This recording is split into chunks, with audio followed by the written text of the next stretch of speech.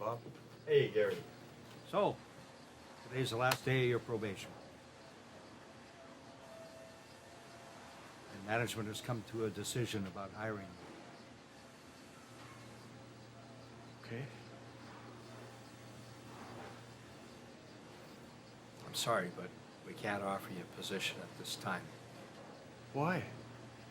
Management just doesn't feel like you're going to fit in. What the hell's that supposed to mean? Look, it's not my decision. It's management's decision.